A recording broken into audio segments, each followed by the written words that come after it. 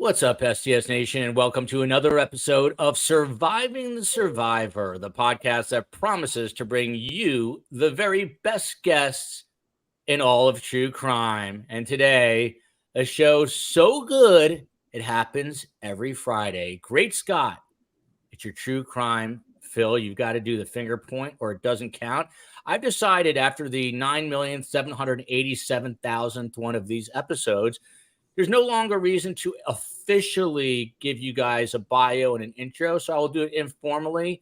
The man with the wavy hair now that he's been in Hawaii and chilling out, a very sensitive word at the moment. We're going to get to that in a second.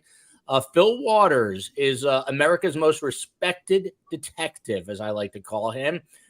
Investigated over 400 homicide cases with a success rate unmatched in all the world. And I don't know if that's the case, but close enough. Close enough. Close. This is for dramatic effect. And then you've got Scott Duffy. By the way, Phil is the owner and founder of Kindred Spirits Investigations. He is also a Marine. So thank you for his service to you, Phil. And then you've got Scott Duffy, a former special agent, supervisory agent with the FBI field office out of Wilmington, Delaware, a former Pennsylvania police officer for 5.5 years before that, all off the top of my head. Phil, I'd be remiss if we ever started this under current situations without asking you, how is everything in Hawaii? As you know by now, obviously, Maui was devastated. 55 people confirmed dead now, and the governor warning that number could grow and could grow dramatically. Phil, take us through this. I assume you could maybe see the fires, smell the fires. How close did it get to you? What's it been like? Well, in terms of Maui, the and by the way, Phil, I know sensitive Scott, you feel like he might be more enamored by STS Nation, but I was getting peppered with tweets and emails saying, have you heard from Phil? I am worried about Phil. So I just want you to know that STS Nation, look at this right here. I did not even see this. First comment, hope you're doing okay, Phil, ? Anyway, Phil, go on. So tell us, what has it been like for you? The fires were on two different islands. We had fires here on the Big Island. We had 3 separate fires that were going crazy here on the Big Island, and we're very fortunate. We're about 10 miles away from where those fires were. They were up here we live in the Kohala area, which is where those fires were located. And there was another fire down by the resorts in Mauna Kea, and they were having people shelter in place down there. But thank the Lord, they got them contained fairly quickly here. And so there has been, to my last report, there's been no loss of life on the Big Island. And there's been, I think, over 1,000 acres of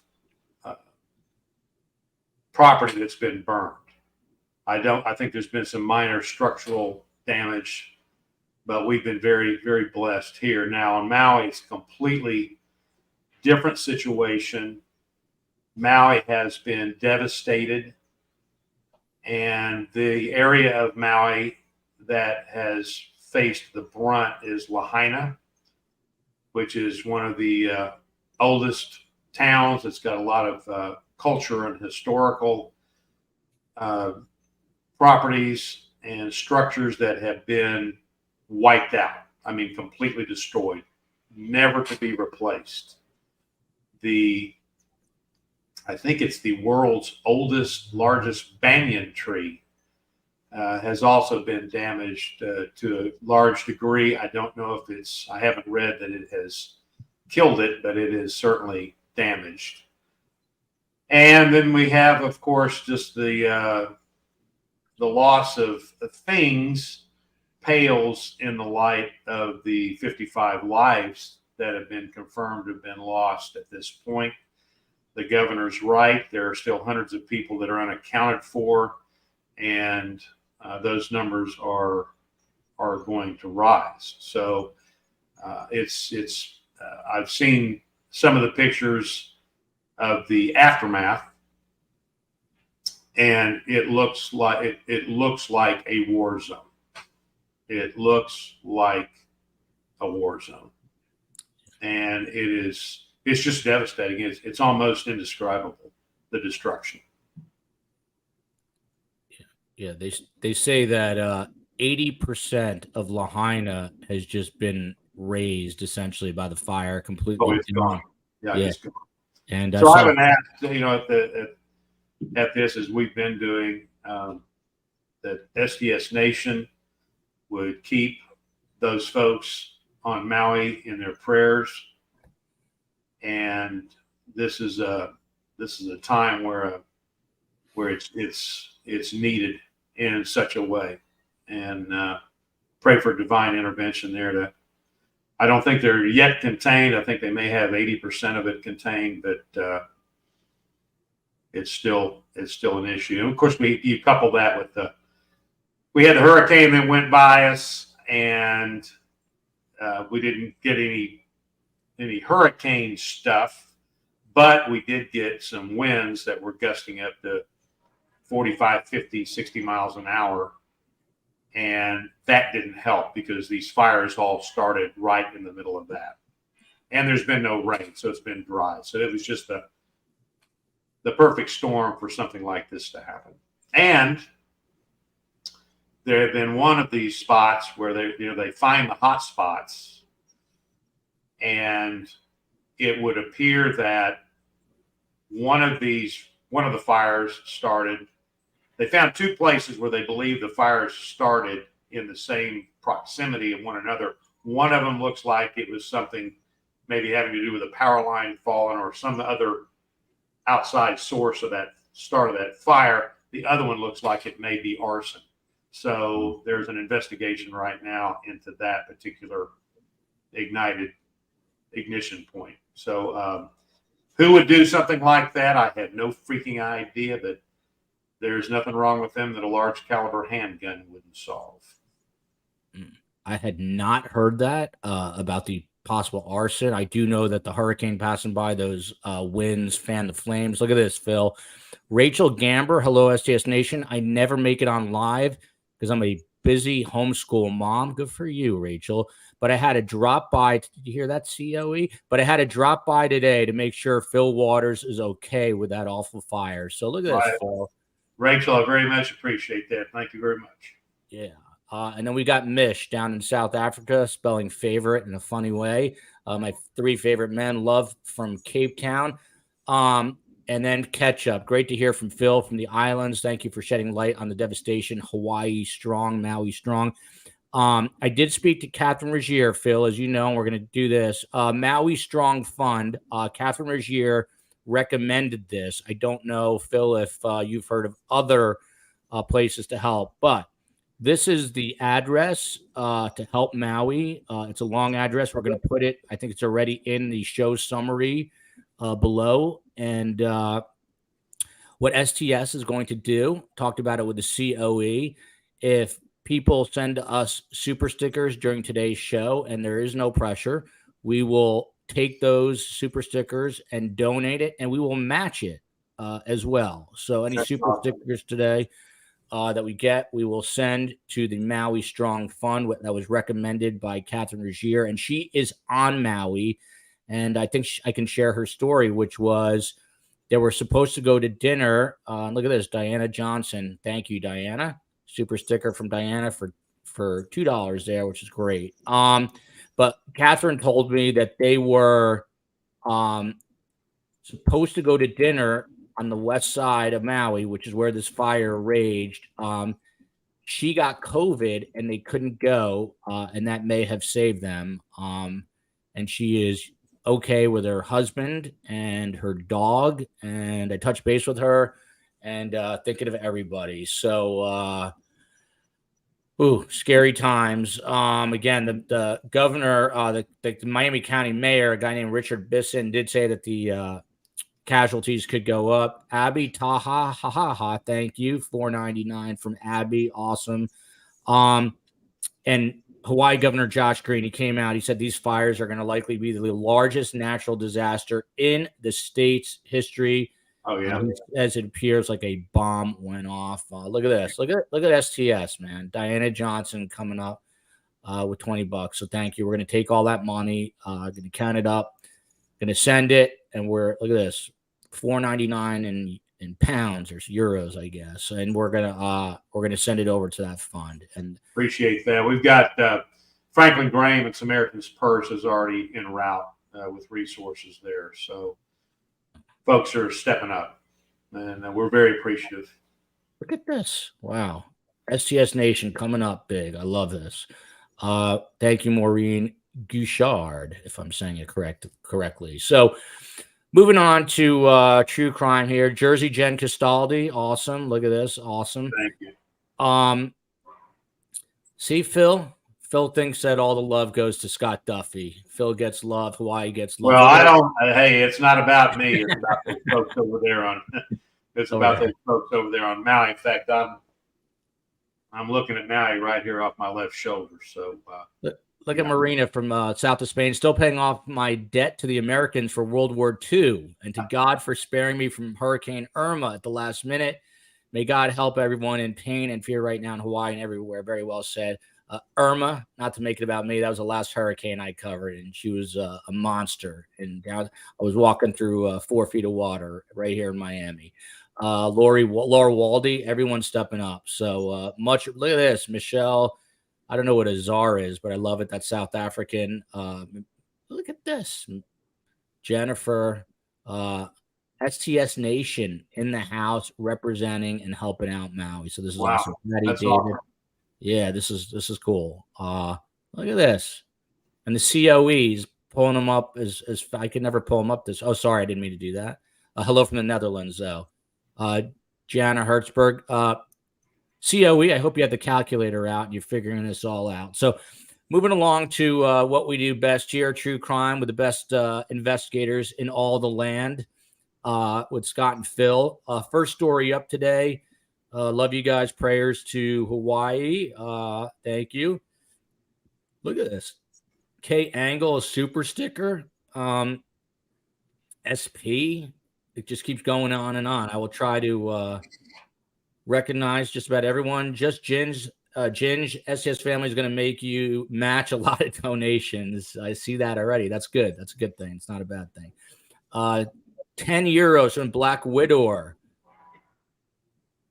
Not sure what that means, but I like it. Whatever it means, I like it. On to the other evildoer, Fil Waters, Rex Heuermann. Of course, his victims that we know of right now, Amberlynn Costello, 27, Melissa Barthélemy, 24, Megan Waterman, 22.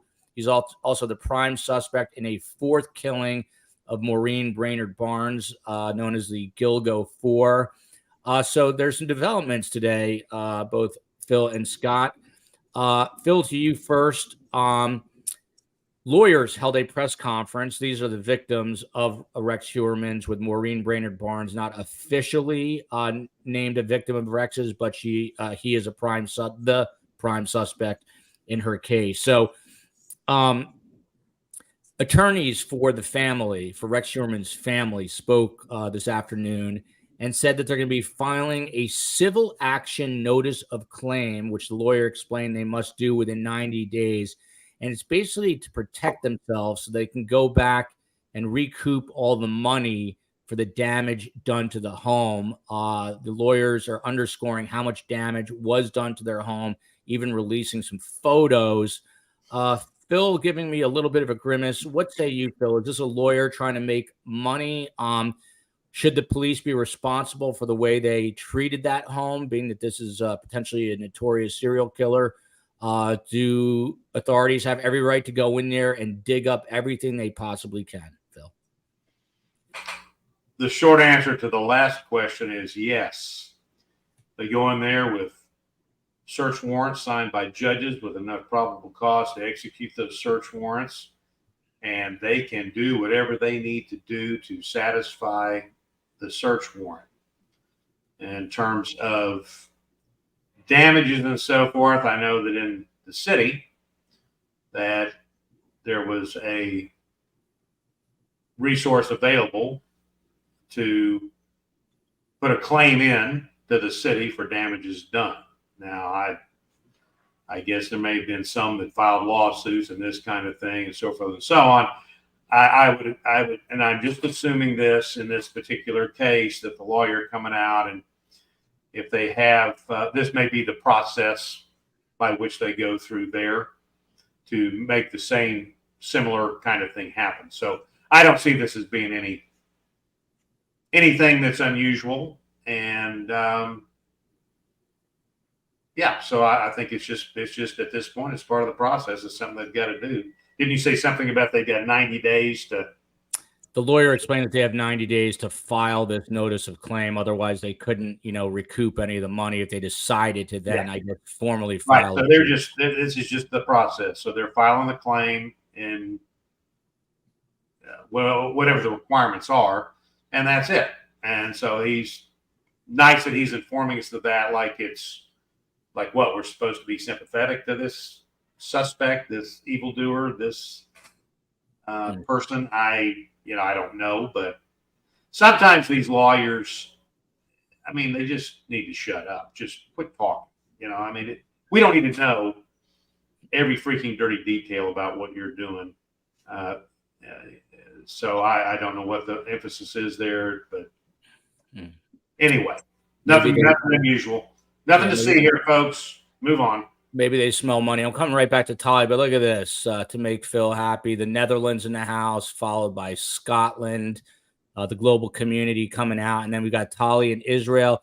Happy Friday, Joel, Scott, and STS fam. Phil, hope you, your family, and Nugget are okay. Prayers to you and yours, to Maui and all that are affected. How did Nugget handle the smoke? Was his nose pinned up in the air, or did he just, did she just sleep through it all, Phil? Nugget is fine. I have noticed that in the since the fires, she at night has slept like under me. I mean, like right next to me, snuggled up close, which is kind of unusual, but I don't know. I'd be doing the same thing if I was visiting you right now. Snuggled up right underneath. Well, my wife might have to argue with you about that. But, yeah, she might yell $5 from so and so. 279. That's an interesting number. From the Angel Rock with Laura Lelly Potvin. I think it was Dennis Potvin, famous hockey player. Chelsea Whitaker, $1.99. Love it. Dreaming Cat Studio, $9.99. Look at this. Susan Crone, 20. Ashley, 20. COE, 3. Audrey, $9.99. Go ahead, Phil. I hope at the end of our show today that your boss is able to file $100 from Copper Horse, from Ocean County, New Jersey. Well, Jersey coming in strong. Hope she's able to put together the total that's collected, just so we can say thank you again to the STS station. I don't know if she can do it that fast, but if anyone can, the COE can. She is crazy fast with all things technology and number crunching. So we'll see. And there's Catherine Regier. Look at this. Hold on. Mahalo STS for your love and support. Yeah. Grateful to National Guard, Coast Guard, Police, Fire Rescue, Federal Assistance, and Cadaver Dogs. It's amazing that, Catherine, that you are watching this, I presume, from Maui. So obviously we're thinking of you, and thank you for giving us that link. And we are raising money right now for the great state of Hawaii. Yeah, 2 of our neighbors are firefighters, so they've been busy. Oh wow. Out of curiosity, how do they get over there? They fly over there, or they take a boat? Who? The firefighter friends. Who did they head over? The firefighters were here on the Big Island. They were here fighting these fires. Now, I do not know, given the extreme fire on Maui, I do not know the answer to that, if they were sending other firefighters from other islands to assist. And Catherine Regier, let me know here, or Phil, maybe you or your wife know. Does Phil know of any Hawaiian animal shelters to donate to?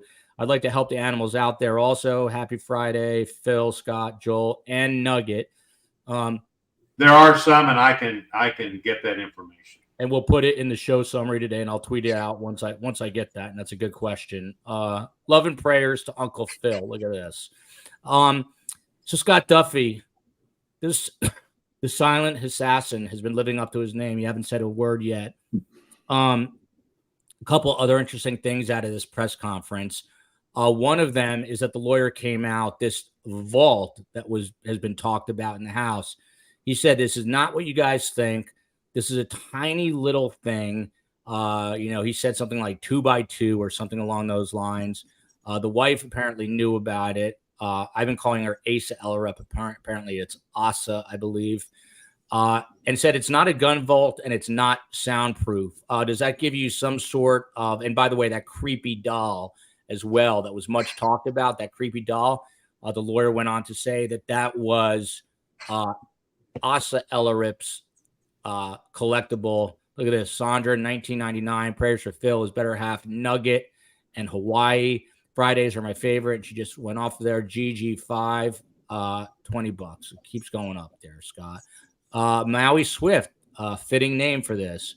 $13.99 from California. I love Hawaii, obviously from the name. Autumn Blaze, $10. Incredible. This is wild. Aloha, Nugget, Joel, Phil, and Scott. Amazing. Scott Duffy, does it give you any hope hearing that this guy says this vault is not what you think it is? It's not soundproof. It's not even a gun vault. It's just some little thing in the basement. Or do you not trust lawyers? Well, I would wait until, we start to see some evidence coming out of what exactly it is. I mean, we can only speculate from what the word out. So we hear vault, we hear secret room, we hear panic room, we hear soundproof walls, etc. But if it's not what it is, then we move on. So, we comment on what we hear and what is put out there. So if the lawyer's coming out and saying, okay, hey, I'm just going to set the record straight, that's yet another side. So it will come down to what exactly was removed from that room, what could fit in that room, was there an actual mattress in that room, etc. And if it's if it came with the house and it's not retrofitted from his days, then so be it. And then it won't be evidentiary, and it will just be it will become a thing of the past. Aaron Kelly, in euros or pounds, heartbroken for all affected by this. And then Sally Vella, who says, happy birthday Friday. I assume that's your birthday, Sally Vella. I don't know, but happy birthday. If it's your birthday, happy birthday. COE, do we have that piece of sound from the press conference? And if we do, let's look at this. We've raised more than $500 in the last 19 minutes. Wow, that's awesome. And we'll match it with 500 of our own. So that's $1,000 going to Maui. That's awesome. Yeah.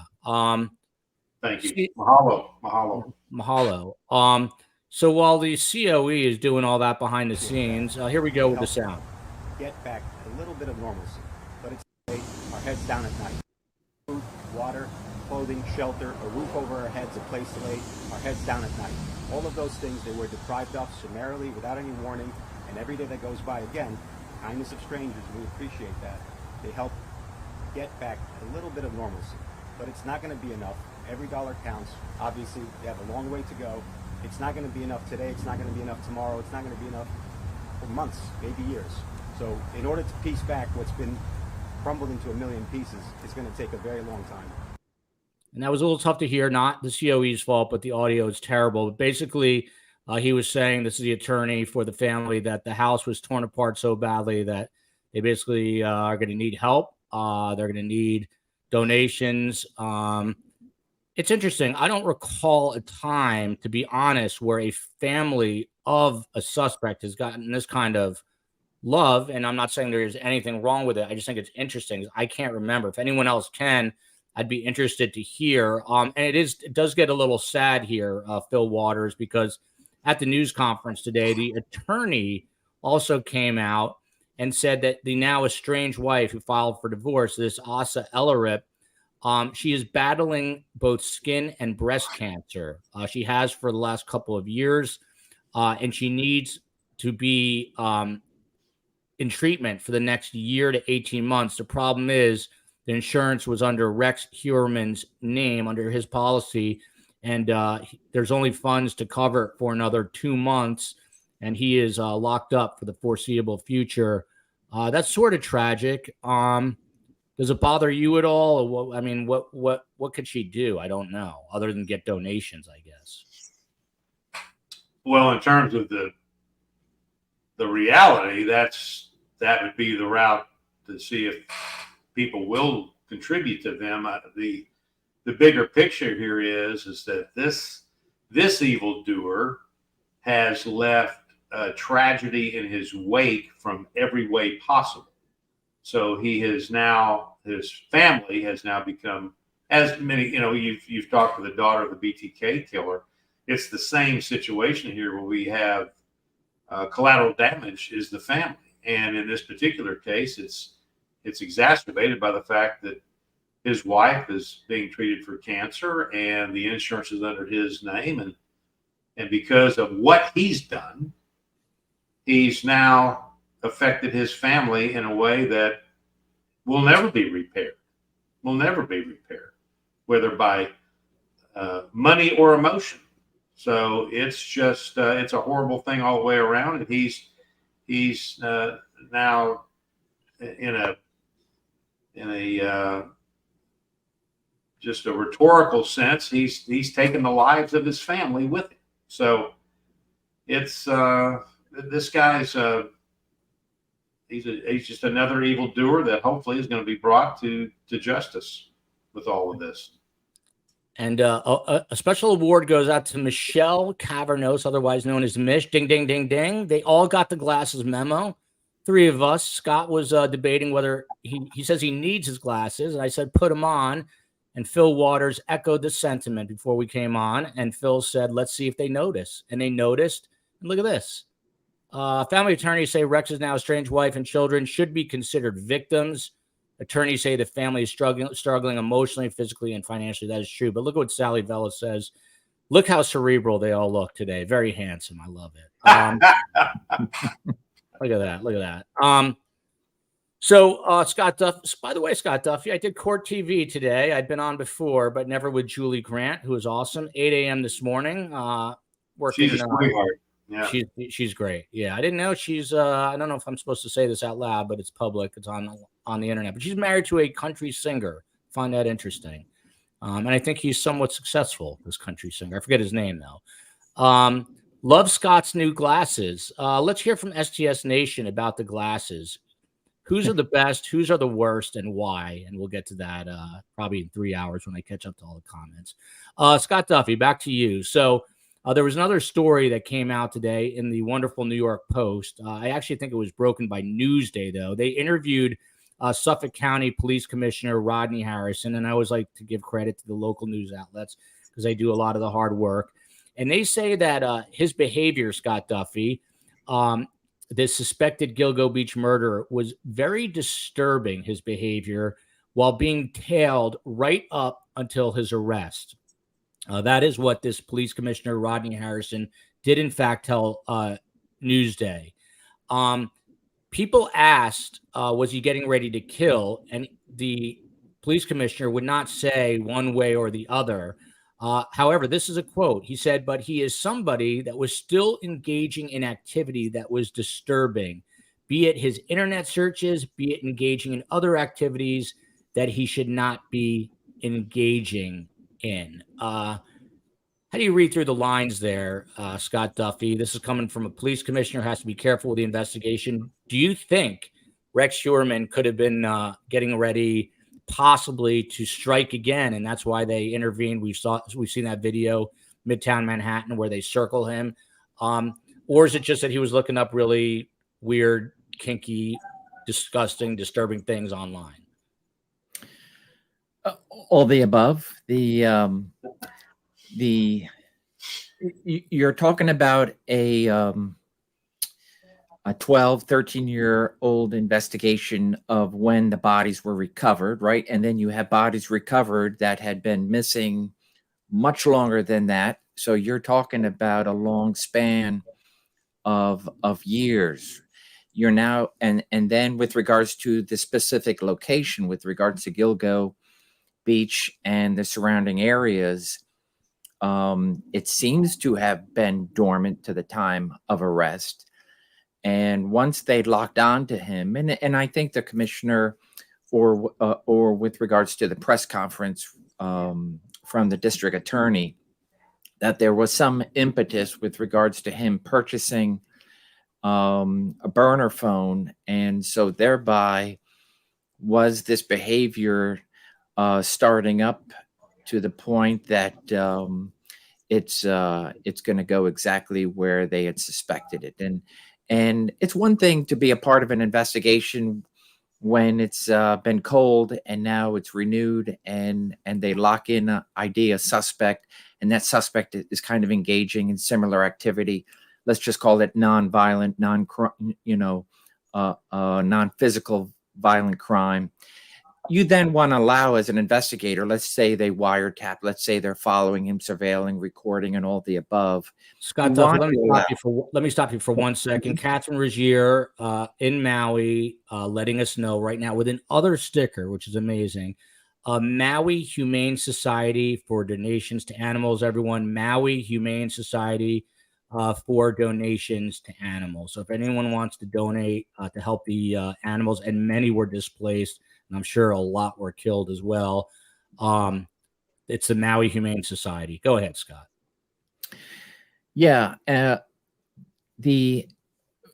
So regarding this investigation, you're talking about not just a homicide. You're talking about a series of homicides, suspected serial killing homicides, and so thereby, if the pattern had just started to repeat itself, and law enforcement is seeing that, at what point do they let it go to the point that they need additional evidence? And here they've really had to be careful, because if you lose your subject, it's one thing to lose, as I've in the past lost a drug dealer who's going to go either sell or purchase drugs from supplier or whatever. And so you lose a key piece of evidence, but no harm, no foul. You'll pick up the pieces elsewhere. Here you're talking about serial killing and homicide. So if you lose the subject of your investigation, and then something catastrophic happens, it would fall on law enforcement. So this is where I can see law enforcement saw a need to make the arrest then at that time, and they had enough information and enough evidence, as opposed to letting it go further on, right? Unbeknownst to him, unbeknownst to us, they were doing a good job of surveilling and trying to pick up additional information for their arrest.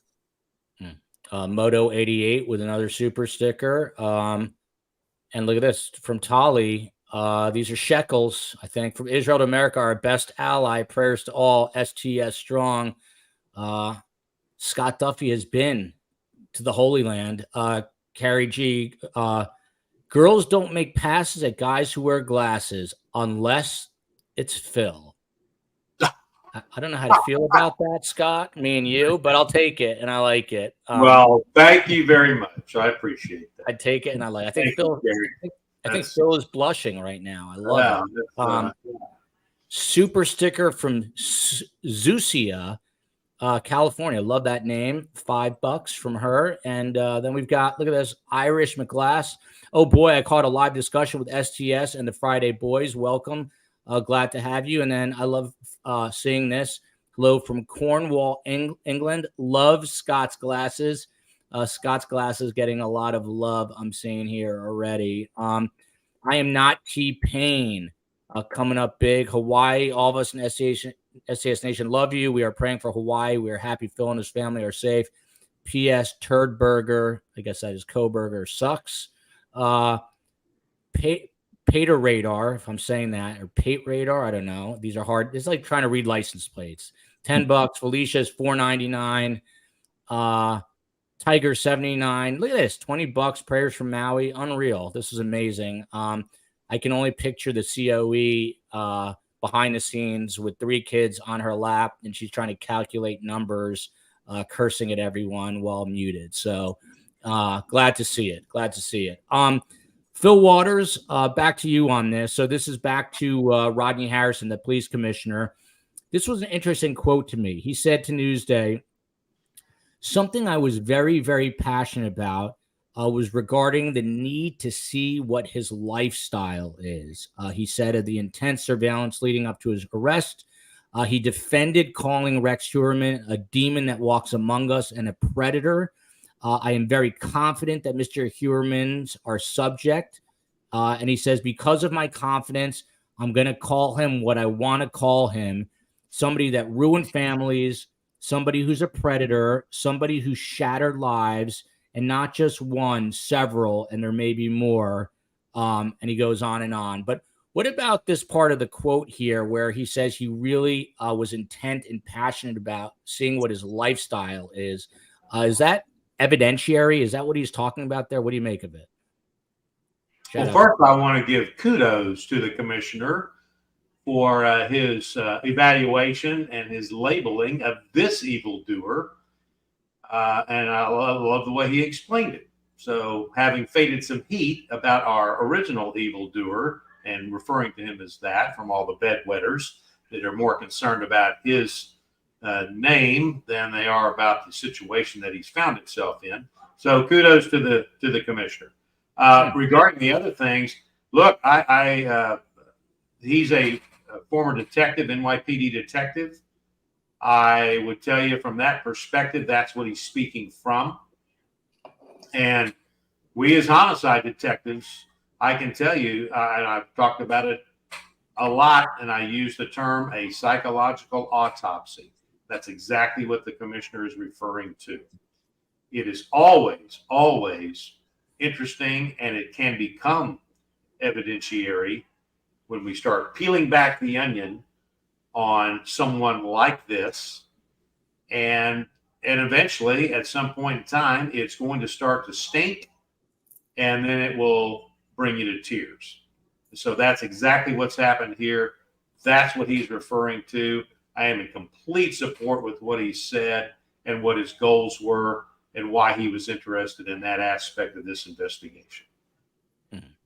SP pointing out 300-year-old homes in Lahaina were destroyed. That is devastating. Lisa Boo saying, my prayers for Lahaina and Maui. Phil, if we get anyone, and I mean anyone, who comes into the comments and says, I had to turn this off because you guys were talking about Maui and not true crime, I am turning the responses over to you, okay?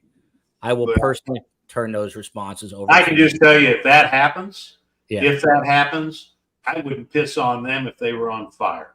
So there you go. Autumn Blaze, 78, $10 for the sexy spec gentleman this evening, especially Scott. Prayers from Maui. Thank you, STS fam. Look at that, Autumn Blaze. And Autumn Blaze has a cute dog on top of it. So how about that? And speaking of Scott Duffy, we've had Joe Giacalone. He's a former, he's a cold case expert. And he's a former NYPD sergeant. And trying to get him back on the show this Wednesday to discuss this very case. He tweeted out, Scott Duffy, about this Rodney Harrison interview. I'm going to read to you. If this doesn't make you mad, in today's interview with Newsday, Police Commissioner Rodney Harrison stated that there was only one detective assigned to the Gilgo Beach murders. Only one detective until a task force was set up under the right leadership, which can now move mountains, he says.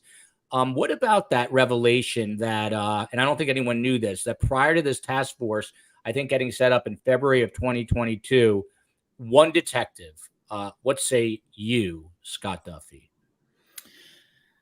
Again, like Phil, kudos to the commissioner. He's acknowledging the low points and acknowledging the missteps, and to have one detective assigned, even though it had been cold. This is not that any one cold case is less deserving of absolute resources. Sometimes departments are just overwhelmed, or there is just not enough there to move it back to an ongoing investigation. But I think he's acknowledging, hey, we probably dropped the ball, and new leadership, new blood, new everything, new eyes, and so we pushed it forward. So this is great words by him to acknowledge what was in the past, and now moving forward, of course, with an arrest. So I think he's just acknowledging what's out there and what might come out, as this moves to prosecution. Well said. Catherine, back up here with a mahalo. Mahalo to you. Teresa, prayers up for Maui. Fil Waters, I'm afraid to put this up. This is scaring me. I have not heard this number, but this person, SP, says 1,000 people unaccounted for. Have you heard that figure? I have not heard that. I know there were, I've heard hundreds. I would not be surprised. I know they were trying to evacuate 4,000 tourists to Oahu, and they were taking those that were injured to Oahu, the Queen's Hospital there. So I tell you what, it would not surprise me. Victoria saying even whole stone buildings are into nothingness. And Phil, I was reading reports of people literally jumping into the ocean to save their lives. That is very scary. Love and hugs to Maui from Scotland. It always sort of sucks that it takes tragedy for the world to come together, but there are good people out there, as you can see. Prayers for Maui. Good to know our Phil is safe. And now we move on to the man that Phil refers to as the evil doer. Miss Meg P is asking about Nugget. Maybe we'll wake him up. I always say him, and I get offended because my beloved Mabel Rose looked like a boy, and I used to get so annoyed when people referred to her in the male gender. So, by the way, Patty says, Scott, loving the specs. I love it. Hurricanes, SP says, again, SP knows a lot. Hurricanes are new to those islands. I probably have to get used to it. But on to the evildoer, Bryan Kohberger. Obviously, Kaylee Gonzalez, Madison Mogan, Zana Kernodle, and Ethan Chapin are the victims in that case. Scott Duffy, the defense now announcing that they're bringing on a genetic genealogist onto their team. They want to look at the DNA evidence that was collected. Oh, look at that. The COE even has this up and ready to go. There's Ethan, Madison, Kaylee, Zana Kernodle. Man, is that sad. What about the fact, Scott Duffy, that the defense team is now saying, not so fast, we're bringing on our own genetic genealogist to review the work of law enforcement? Is that SOP? Would you expect that? Yes, nothing short of bringing their experts on to try to impeach the experts of the prosecution. So I imagine you're going to have professional medical examiners trying to review what the state's the state's medical examiners have found. I think you'll, and whatever other experts the prosecution has made known. And for example, here, DNA, genealogy, etc. You're going to have the defense try to have somebody to impeach. That means just try to muddy the waters or try to give a different perspective or a different version that might sound believable in court. But at the same time, they're going to have discussions. Just because they're bringing somebody on doesn't mean that an expert is automatically going to have a different opinion than what the prosecution has put forth. So it may very well come out to be, hey, we don't have anything here to impeach the professional witnesses that the prosecution hear, and then they go away. They're not going to be part of the prosecution. But if they can find something in a report, whether it be, anything, then their job is to offer a different light and favorable to the defense. I am not T-Pain. Some of my favorite memories have been in Hawaii, dancing on stage with a fire dancer who I thought was the hottest man I ever saw. I was 14. He had glasses on he had glasses like Scott Duffy. And please don't tell my husband I said that. We will not tell him. Don't worry. Your secret is safe with STS Nation. Jody Johnston, Phil's suggestion regarding the arson and what should be done to him, the arsonist, is right on! ! Phil, I have no idea. I'm just staring at these pictures of Kohberger, and out of left field, I'm wondering your take on how, if Bryan Kohberger is in fact convicted of these heinous crimes, how would he be treated and how would he fare in prison, in your opinion? Well, when he meets his new boyfriend, Bubba, I am sure his, how can I put this? Because I want to be getting nervous, I have to admit. I want to be calm. I want to be, respectful here. I would imagine that his anal virginity will be compromised very quickly. Bugs, please time code that for the sizzle reel immediately. Immediately. Please time code that. 46, 45, 54. We will come back to that. Phil, I have no response after that other than to put up another comment. This one from Jay, and I like that initial. I have very fond memories of Lahaina. Halloween filled the streets with people in costumes and so much fun. I can't believe such a beautiful place is completely gone. Fil Waters, just to round this out, the defense team, they have been focused on gathering evidence around the creation of a DNA profile closely matching Bryan Kohberger. This is why they brought on their own genetic genealogist. And they claim that evidence has not fully been turned over by the state following this secret grand jury's indictment.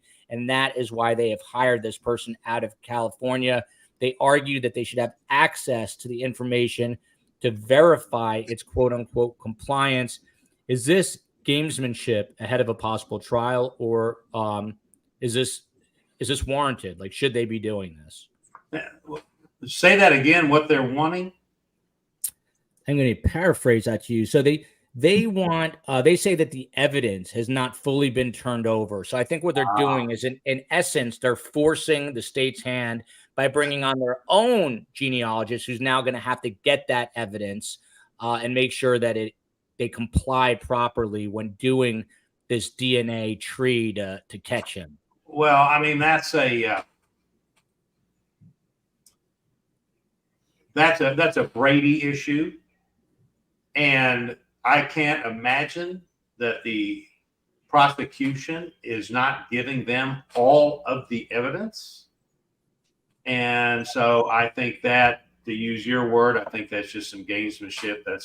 We're going to put that out there. We're going to throw that against the wall and see if it sticks anywhere.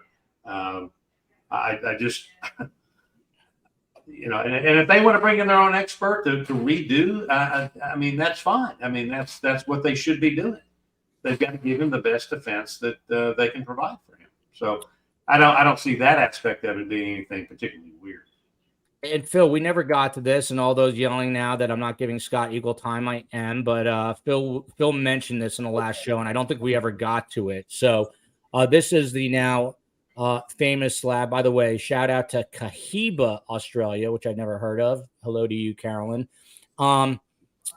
This now infamous Bryan Kohberger alibi. For those who do not know, the defense claims he was quote unquote driving alone on the night of the murders, but offers no new evidence to support his claim. Nima Rahmani, who we've had on this show, is a really talented attorney. He's a former federal prosecutor and the president of West Coast Trial Lawyers. And he says it's not a real alibi defense. It's more sort of cross-examining the government's witnesses and arguing by interference that because Kohberger's phone wasn't there, Kohberger wasn't there either. What do you make of this alibi? It sounds absolutely ridiculous to me. You talking to me or Scott? Yes, Fil Waters. Yes, sir.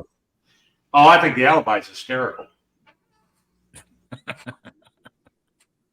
Because I will tell you what, it's the truth. This jackass evildoer was driving around all over the freaking area all night long. He just happened to stop off there and slaughter these children, these kids. And so I find it incredible. I think what was the first word out of the evildoer's mouth supposedly was that he will be exonerated. Yeah, that and was anyone else arrested? And then at some point in time here, they get down where I guess in the state of Idaho, you are allowed to offer an alibi before a trial and that kind of thing, and which I thought was odd. I mean, I've never heard of such a thing, but I guess that you can do that in Idaho. And I don't think there was an alibi offered. And then all of a sudden we've got, here's his alibi. He was out riding around on that night in the middle of the night all over the freaking area because you know what? He needed to clear his mind. And that's what he does on occasion. So let's just thank the Lord that part of his practice was not to go slaughter people when he's out driving around clearing his mind. So that was just laughable. JW, my initials, defense strategy of game playing and posturing. I love this comment. All week long, I look forward to Friday and the one and only Great Scott. It's your true crime, Phil. A show so good, it happens every Friday. Scott Duffy. So this goes on. As Phil just alluded to, the defense says that Bryan Kohberger had a long habit of driving around. So have I, because I've been driving for, 35 years or something. I have no idea how long. But they can't say where he drove. The only thing that they will say is that he was not at 1122 King Road.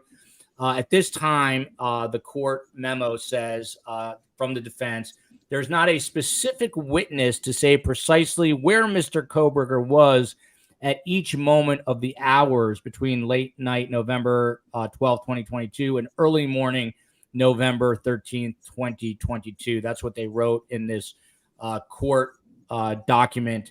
But is the idea here, Scott Duffy, that his white Elantra was seen on surveillance footage and they've got to put him in the car? So they say he was driving around, but he was just driving around aimlessly. Is it just to go at the notion of reasonable doubt and stir up confusion for a potential jury who then sees this alibi and says, I don't know, maybe he was just driving around. We just happened to catch his car on this surveillance footage because they said he's driving around. But as Phil alluded to, they left out the part where he, according to the evidence, looks like he slaughtered 4 innocent individuals. But what do you make of this weird alibi? I don't even see it as an alibi. So remember, in a courtroom during a trial, if this were to go to trial, you're going to have somebody actually testifying to this possibility, shy of the defendant. If the defendant speaks, then so be it. Let the words come out and show that he was, hey, I'm in the area. Maybe people are seeing a white Elantra. I happen to have a white Elantra. I'm driving alone, so there's nobody to testify on my behalf as my passenger. So you're just going to have to accept my word for it. That's what the defense is looking for. So they're going to put it out there, and if there's not a ring bell or some other video that shows an actual plate, right, associated with this white Elantra near and around the house, then he could say, well, that just so happens to be. How many other white Elantras are there? There's lots. And it just so happens to be maybe my client was X, Y, and Z, but nowhere near the actual crime scene. So that's what they're doing. But they're going to have somebody to put on there. They're going to maybe go to a 7-Eleven or some other convenience store, something that may put him on camera away from the crime scene during the exact time of the crime. It will take something to that effect, as opposed to just this conjecture that, hey, he's out there, and perhaps somebody saw him in and about, or when the actual phone is turned on and it shows him heading in a direction away from the crime scene, or when it's back on heading towards back to the crime scene several hours later. So they're just exactly, Phil. They're just trying to, or I'm sorry, Joel. They're just trying to muddy the waters, play this game of public speculation. But in actual courtroom, it's going to take a lot more than that. And let me add something here to this discussion about what he's saying.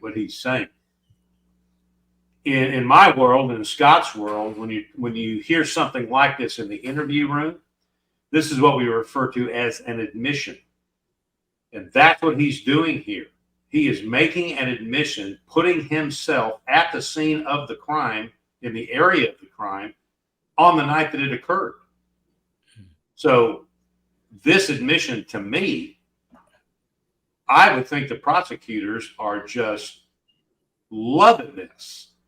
Because what they have in terms of the technology with the cell phone and the tracking the phone off the towers of where that phone was moving around the area, we now have the evildoer defendant who has made an admission that, yeah, that was me.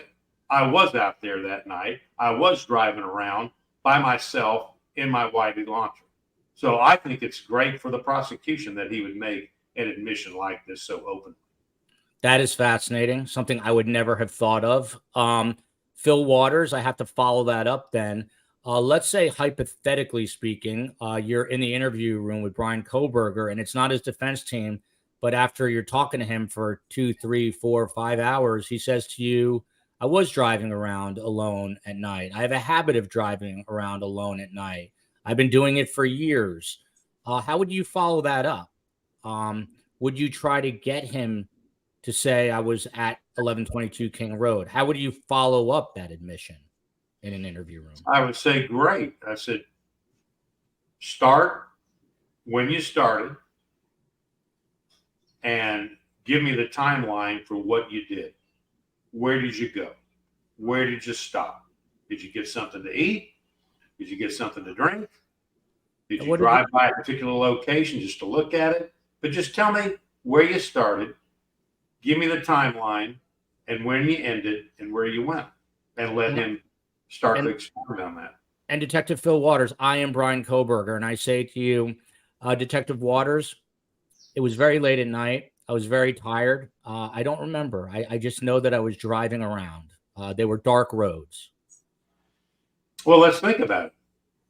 Let's give you a moment to ponder about that night and what you were thinking about. Tell me what you were thinking about. Tell me what you were going through. Why were you out that night? What was it that caused you to? I would have already, if it was me, I would have already confessed. Phil's making me too nervous. And there he goes. Okay. What happened, Magnum PI? I have to take this call. So I will be with you I'll be back. This is a professional outfit. I love it. Take that call, Fil Waters.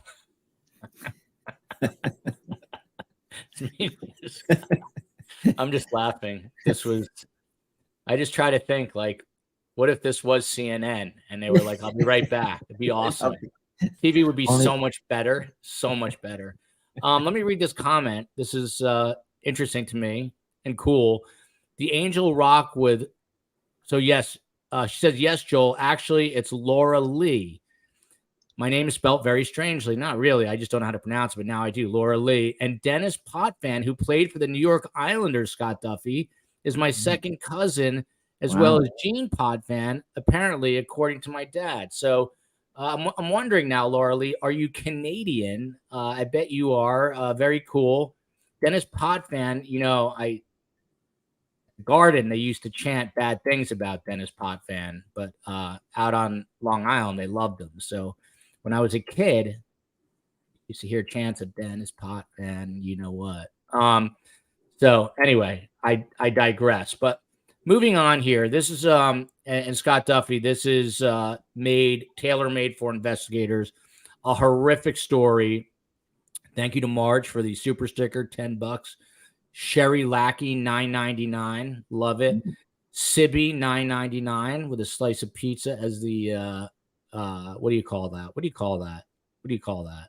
What's the photo called? Abby Taha. You guys think Avatar?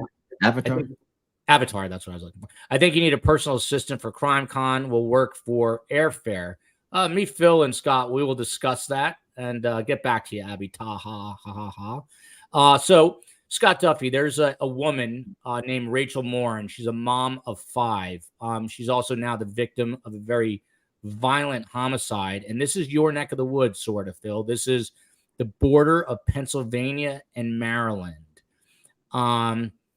She went for a walk on a hiking trail and never reemerged. The sheriff in the county came out and said it's Harford County. You familiar with that? It's Maryland. I am. Yeah, just below Cecil County.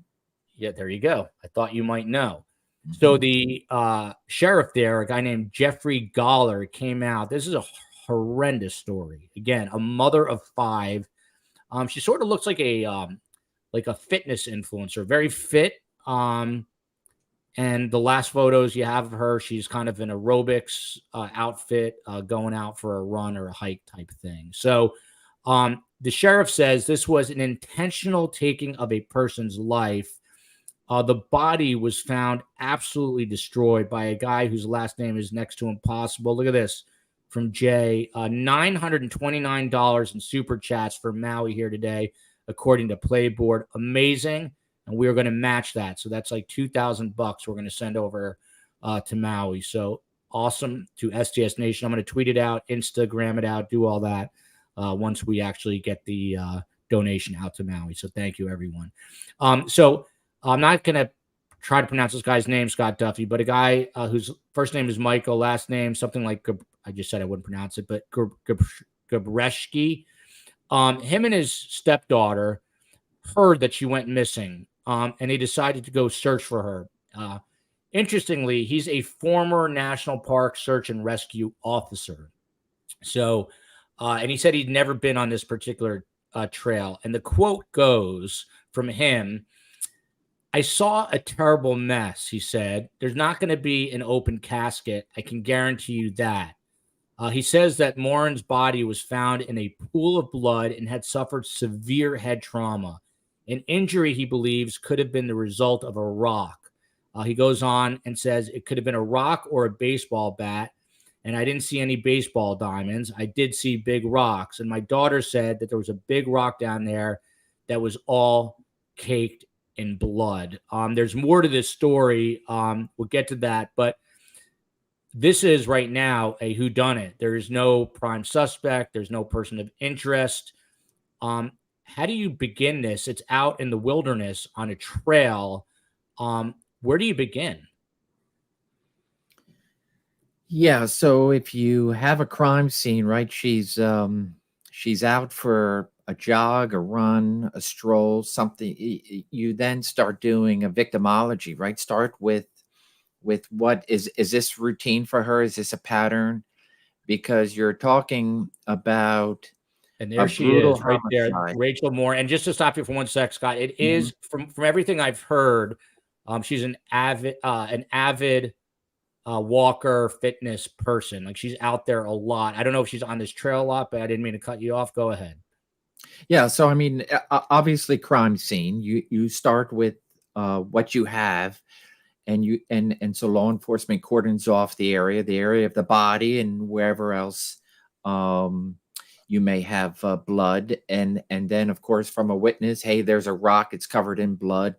That's potentially the murder weapon, depending on how far that is from the body, right, in a direction. It gives law enforcement a lot, but now you've extended your crime scene. And my guess is, with regards to something like this, and you have brush and leaves and anything that it's a wilderness setting, so a wood setting. So you're going to start broad and then work your way in. You're looking for anything that this killer might have dropped. I don't know the terrain. For example, maybe a print, maybe a muddy print. But I think the rock is indicative of path of travel. So the rock is used to commit the homicide. Where is that rock left? And then you can figure out a direction of travel. So you're starting small. You're looking for evidence. If it's a brutal homicide, you're talking about a commingling of DNA there, that of the victim, and of course that of the one who committed the crime. The likelihood is, I would imagine, there is a struggle, and so thereby the potential for the murderer having incurred some injury is pretty high. So that's what you have, and of course, tremendous amount of recording and documenting the scene. But then, what is her pattern? Is this something that she does every day, same place, same time? So is it possible that somebody was stalking her or whatnot, and so thereby, as opposed to just a chance meeting of an individual who may be setting out to commit a homicide of the first person, the first female, whatever it is that is the target of the crime, and then commits a crime. But depending on just how violent this is, usually the more violent, the more likelihood there's this rage and some sort of connection with the victim. So it would be interesting. Law enforcement has a lot there. And typically the more brutal the crime, it goes to show a little bit more of a relationship or a connection. It doesn't mean that it's somebody she knows, but somebody that might have targeted her and thereby might have a previous connection to her. And so thereby phone, any contacts, any stalking capabilities. There's a lot to go there, but it's, as opposed, and then of course, is this a hunting area?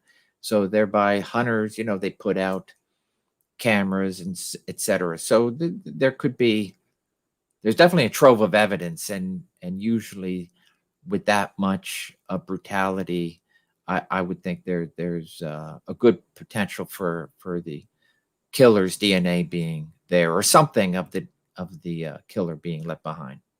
These guys always come up with something I would never think of. Hunting cameras. That's interesting. And you sort of answered it, Scott. And there's more to this story that we're going to get to in a second. But this person who discovered the body and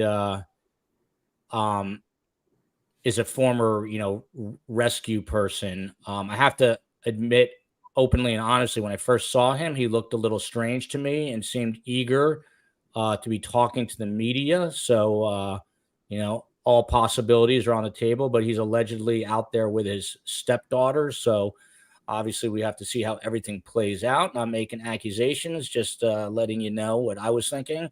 But if I could, Joe, you're absolutely right. I mean, it would be interesting to see how this came out. Was this a local, hey, she's missing, or was it, and then he goes out on his own to say, oh, let me go out and be a good Samaritan, or is this something, or does he fall upon this? And so thereby, usually the first person who comes across a crime scene and then makes contact with law enforcement, there's a deep dive into that individual. That person, not just, hey, thank you very much, let's have your information and we'll get back to you. So they're definitely looking at that person.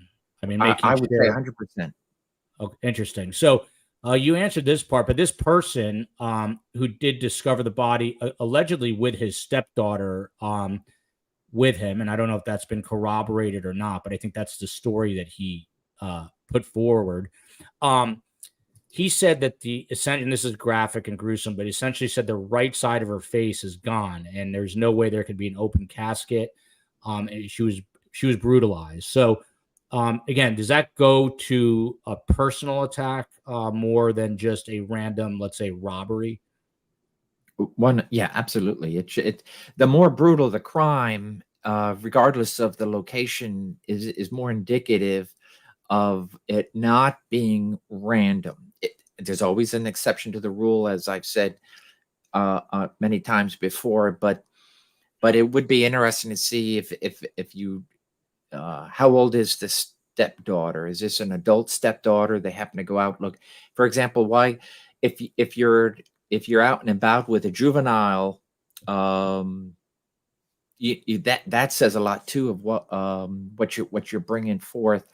So there's a lot there. I imagine a great interview has been conducted, but at the same time, you have a witness. Let's just say, for this sake, it's just a witness who happened to identify and recover the victim.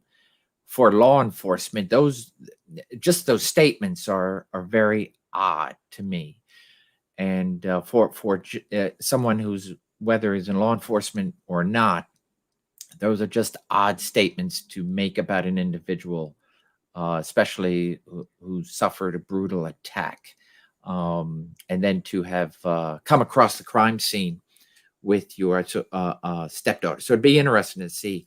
I would imagine that the both have been separated. They both have been interviewed, and to see are they corroborating stories as to how it all started, how all this individual decided to go out and look for this individual.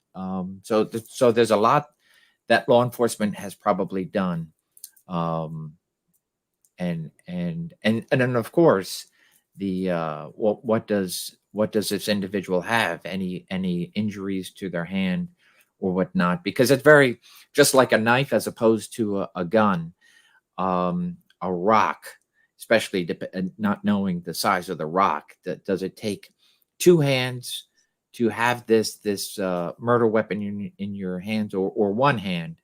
And it just takes a tremendous amount of force and rage in order to enact that sense of brutality. So there's a lot going inside that perpetrator, as opposed to just a random act of violence. Definitely would not say a robbery. I can't imagine. First of all, if this person's out and about, what do they have on them that's worth taking? And just looking at the pictures, even though she could throw up a fight, if it's a robbery, it would be, grab whatever piece of jewelry and perhaps a little bit of injury, but not to the sense of what is being reported. Yeah, and Lucy Bell kind of said it better. That this is sort of what I was thinking. What a brutal description. Seems odd for the person who found her to want to impress the violence and gore of the crime, and that's what kind of caught. Yeah, that kind of caught my attention. Janet Murphy, the weapon was of convenience, not brought to the scene. Cindy Neufeld here. Yes, Scott, it's a pattern of hers. And back to our friend Tali in Israel, who is a criminology student. Scott Duffy, imagine Professor Duffy was your teacher. It is always the boyfriend/husband this close to home. We're going to see if Tali is right on that one, hopefully in the coming days. Where did this occur? It happened on a hiking trail on the Maryland-Pennsylvania border. And so, Scott, now authorities are asking for potential eyewitnesses to come forward. There was a group of people they discovered who had dogs with them on the trail when this happened on Saturday evening. They may have seen something. Harford County officials are urging people to come forward. She was last seen heading to the Maryland-Pennsylvania trail around 6 p.m.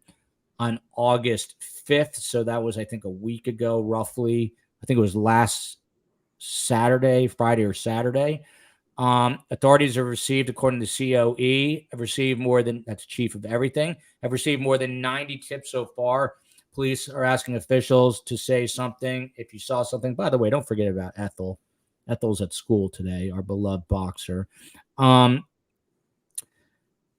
Scott, this is where it gets more interesting. You ready for this? Had you heard about this case, by the way? I haven't. No. Oh, there you go. Love to inform people of the news. That's my job, Scott Duffy. So she had a boyfriend. She's a mother of 5. I'm not sure where the the father of the children are, but she has a boyfriend, and I don't think this is the father of her children. I could be wrong, but his name is Richard Tobin. He is the one who reported her missing that night after she failed to return home. The mother of 5's body was found the next day, and her death now, as we said, is being investigated as a homicide. Mr. Tobin, Richard Tobin's background, he has 2 arrests for second-degree assault and separate arrests for violating restraining orders, as well as malicious destruction of property and drug possession, dating all the way back to 2014. He also has faced charges of being a fugitive from justice, resisting arrest, and disorderly intoxication. Not the best resume when your girlfriend winds up dead. He has not been named as a suspect or accused of any wrongdoing. He has not been accused of any wrongdoing. And he issued a statement. But before we get to that, does this immediately raise your antenna and you say, oh boy, she was dating a guy with a really difficult past? Where do you go from here? Yeah, so he's back. He's back. I love it. Phil. Yeah. Have you heard? Hang on one sec. Phil, have you heard of the Rachel Morin story? A young woman that was hiking in Maryland and was murdered in a very violent fashion. Have you heard of this story? Yes, I commented on Banfield last night on this story, as a matter of fact. Well, let Scott finish up his train of thought, and we're going to come to you on it. I really wanted to get your perspective. But Scott Duffy, this boyfriend has a very sordid history with law enforcement. Yeah, so it'd be interesting to see if how the boyfriend contacted police. At what point did the boyfriend contact police? Right? If let's just say 5, 6 o'clock, she goes missing. At what point did she actually leave the house? And then how often, if it's a pattern, does she come back at a particular time? And then a boyfriend is wondering what's happening. Is she 10 minutes late, 5 minutes late, an hour, whatever. So all that comes right there. Right? That is him, Richard Tobin. Go ahead, Scott. And so it looks like they obviously they're both. It looks like they're out in the open wilderness hiking. So perhaps he's very well aware of and has gone on this path before. But it would be. I can guarantee you that investigators look at the history of the complainant and the boyfriend being the complainant, and then of course having the history, it's definitely going to raise red flags and something to get into with regards to the restraining order. Who did he assault? Is the assault a bar fight, or is the assault with a previous a domestic partner of sorts? So is there a pattern with this individual? Is there jealousy, rage? Is if the restraining order was from a prior contact, then what is it that this person has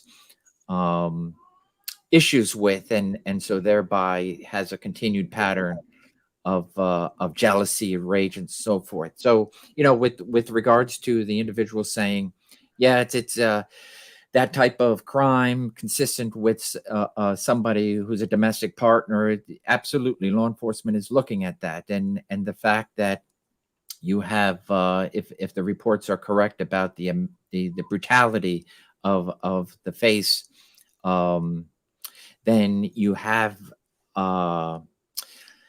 somebody who wants to disfigure and ensure not only is the person dead, but that they continue to do tremendous damage to their face, to a beauty, right? That no one else can ever have this person. So a lot of that goes into it, and I would imagine there was a deep dive in an interview with the complainant, and see what, as Phil's alluded to before, look for the inconsistencies. Was this individual out with her? Let's just say, for argument's sake, the boyfriend is suspected. Was the boyfriend out there with her? So and then an argument ensues, and it could be over a jealous rage or whatever perceived by the boyfriend, and then having a rock there, right? You just go to your weapon of opportunity. So there's a lot there, and it obviously law enforcement is doing due diligence to seek lots of pieces to this, if it wasn't so obvious, to make an arrest on scene. The COE recapping here. This is interesting, this comment. I've not heard this. I read his stepdaughter is BFFs with Rachel. The stepdaughter would be the person who found her on the trail. So that would be an interesting connection as well. Fil Waters, since you know the story and you did it on, by the way, I can no longer get News Nation because I have AT&T/DirecTV, and they're in a fight with Nexstar. It's been like this for weeks. Please talk to Ashley and get it remedied for me if you can, please. Fil Waters, what's your overall take? My initial question to Scott Duffy is, where do you start? She's on this trail. She goes missing. The boyfriend reportedly calls authorities, says she's missing. This sort of strange character is the one that discovers her. He's apparently a search and rescue worker for the parks, and is allegedly out there with his stepdaughter when he discovers the body. But there's no real eyewitnesses that we know of. Authorities are asking for help from people that they believe were in groups with dogs on these trails the night this happened, or the night she went missing. But where do you start? You're Fil Waters. You get called to this trail in a remote area of the Maryland-Pennsylvania border. You see this horrific murder. Half her face is gone. Where do you begin your investigation? Well, this is the classic. What I always have done is the scene has to speak to the detective, speak to me, and you haven't. Again, you enter these types of investigations with an open mind. You want the evidence to lead you where you need to be, and this is going to be an evaluation of what do we see sitting in front of us here. Clothes on, are her clothes off? What does that imply? This is a sexual assault, perhaps. How is the body laying on the ground?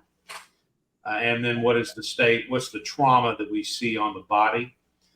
Do we see anything as a result that may be around, that may have been used as the weapon, that kind of thing? So there's a lot of things. I mean, you're going to evaluate the minute you walk in there. You're not just going to fly in there and start making presumptions. You have to be slow, be methodical, and absorb what you're seeing to get you to the next conclusion that you need to move to the next question. So I would now, what I know you said a lot of things there about what I was told and what I have read and what the response from the police department and the detectives has been regarding about who found the body, who found Rachel, is in conflict.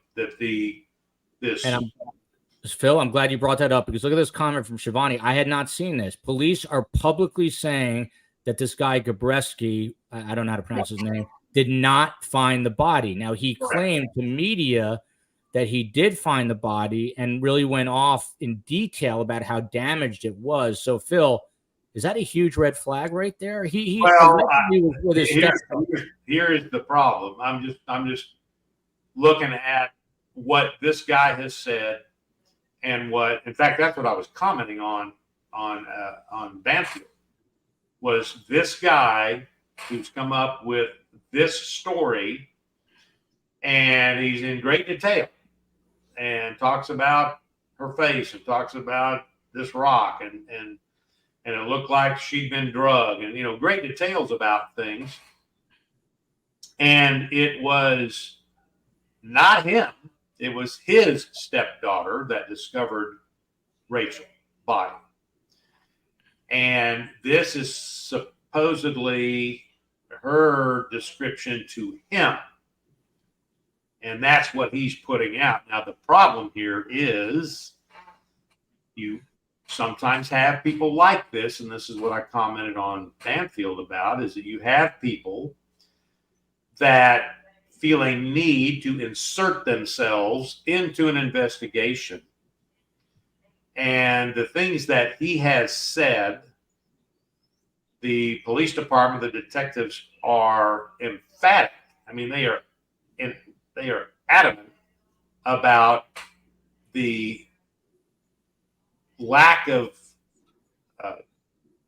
credibility and the correct description of that scene.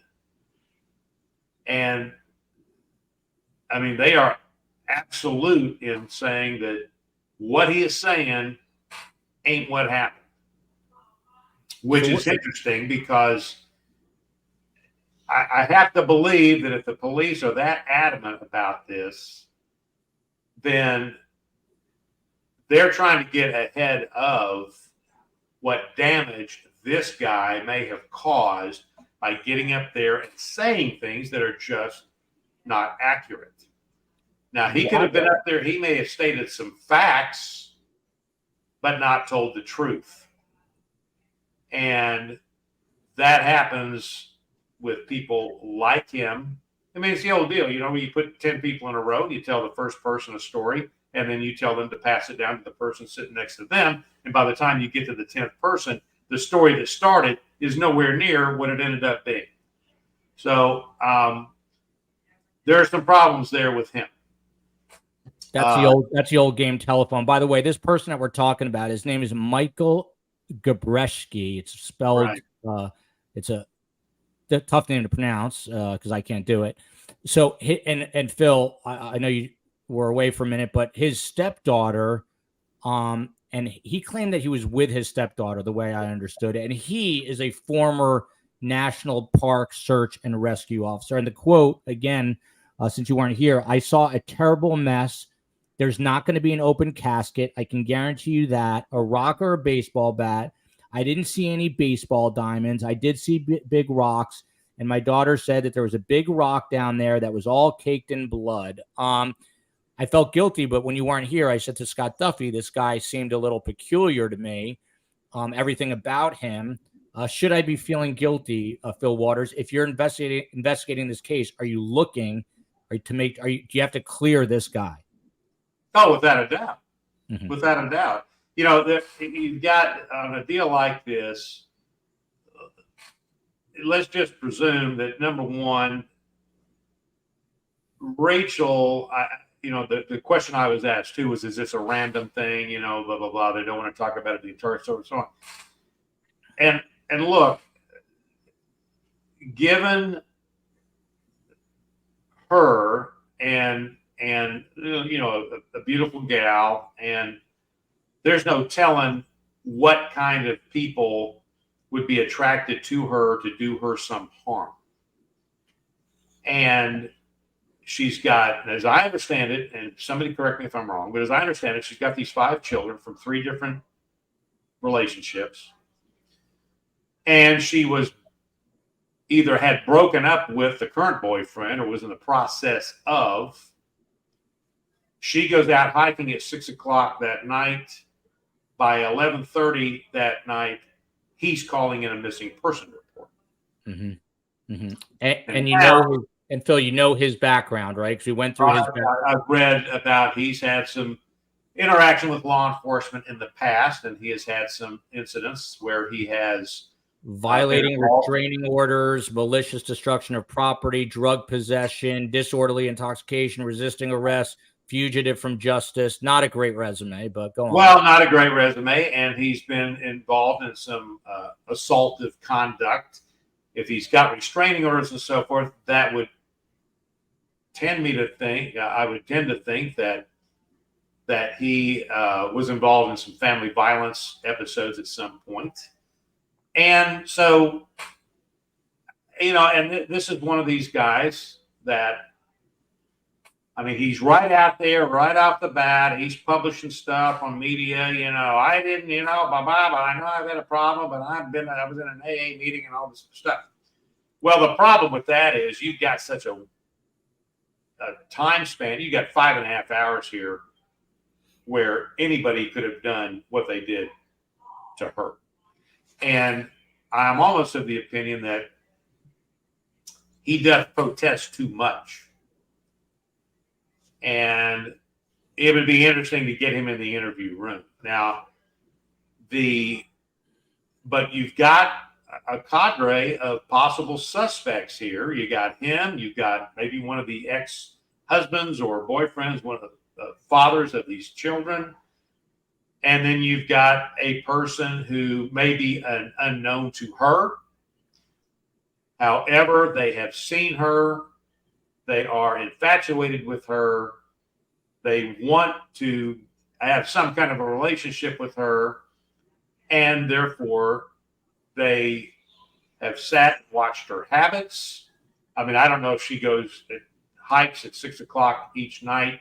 I don't know what her but establishes a pattern of behavior for her, and then finds an opportunity to approach her and try to create some sort of a romantic relationship. She turns them down, and therefore they're going to punish her because they were rejected by her. And that, in that sense, while the suspect might be random, she's still a targeted. She was targeted because of who she was.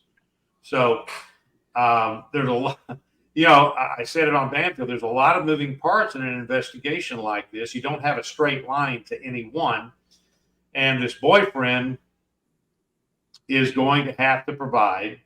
Well, all of them, but he in particular. When you have something like this, you start from the from the inside out, and who are the closest people in that circle. So we're going to start from the inside of this thing and work our way out. And he is going to have to provide a timeline that makes some sense to the detectives. And so they're early on into this thing. They're not going to release a bunch of details that would compromise the integrity of this investigation. I know everybody out there wants to know everything right now. They want to know what the police know, but that's just not the way a homicide investigation is conducted. And it's not a fast food experience. So, and Phil, to that point, I'm afraid for Cindy Neufeld right now because I'm going to read 2 comments for her, which I would like you to comment on. This should be very easy to solve. And then she says in all caps, stop it, law enforcement. This one is not hard. I specifically am asking this of Uncle Phil because I think he might get agitated. Phil, does this irritate you? Should it have been solved already? It's been 5 days or something. Well, you know what? I mean, bless her heart. I mean, I would just say, how many homicide investigations have you worked? And did all of them, were they as easy as this one as you think it may be? So, I mean, people say what they say. Fine. It doesn't irritate me. I mean, it could be a homeless guy from Vermont that just happens to be wandering through the area too, right? I mean, it could be someone completely random. This is an interesting comment here from Real Mom, like that name. I walk this trail regularly. It's very busy on Saturday night, And right at the opening is a well-known brewery that has seating just a few hundred feet from the mouth of the trail. Scott Duffy, I don't want people yelling at me that I'm not giving you equal time, even though Fil Waters. By the way, that was Powerball calling Phil. He just won the most recent Powerball for $1.7 billion. He didn't want anyone but STS Nation to know. No. I probably shouldn't even say this, but it's a. You don't have to, Phil. I'm in the process of possibly purchasing another Ferrari, and this was the guy that was. Are you giving away your old one? Yeah, what's happening? Oh, no. Just a second one. One is not enough, Phil? Well, I need one. I've got one here in Hawaii, and then I need another one for Texas. So exact same model, color, year, the whole deal? No. Which one? Tell us about this one. Tell us about this is a 360, and it will be Giallo. What year? What do we talk? I don't know what any of that means. 2000. Space Coast, the moderator, the COE's COE's family here. I'll take your old one, Phil. I love it. Space Coast has look how handsome Space Coast is, STS Nation. Look at this guy. Hat on backwards, chilling out. By the way, his IQ is like 380. He looks like Jimmy Fallon. Very smart guy. Knows big fan of the Grateful Dead, Fil Waters. Looks like Jimmy Fallon. He's much better looking than Jimmy Fallon. I'll give him that. I'll give him that. Probably an insult to Space Coast here, yeah.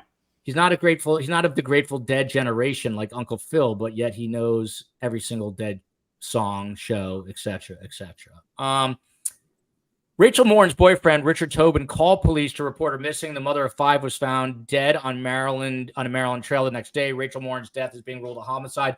So Scott Duffy, the boyfriend with this less than stellar past, he takes to Facebook almost immediately to say, and I quote here, "I love Rachel. I would never do anything to her. Let the family and I grieve. Yes, I have a past, but I also have 15 months clean and have changed as a person." What does that statement tell you, Scott? I'm a sucker. You know what I would say? This guy's changed his life. He's turned things around. He's a good guy. But what do you say, Scott Duffy? Well, as Phil has talked about before, these statements of admission, what you're already on the defensive.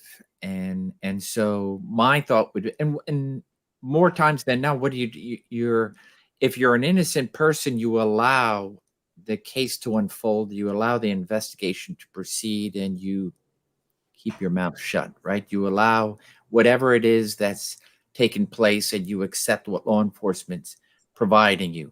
You're the loved one. And so if you feel the need to go out on social media, whatever platform, and keep stating your innocence,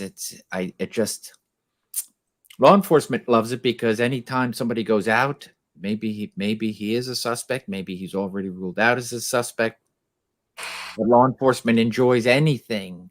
For example, I would always allow somebody to keep talking and talking and talking until we get to where we need to be together and through an admission.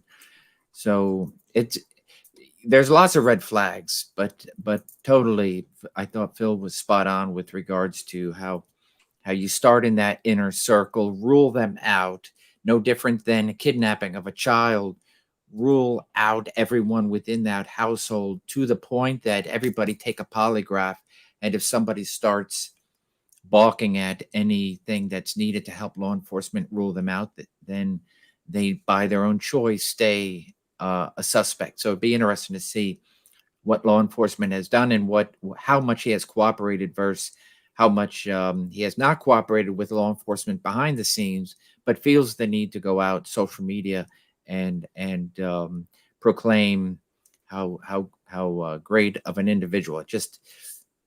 It irks me.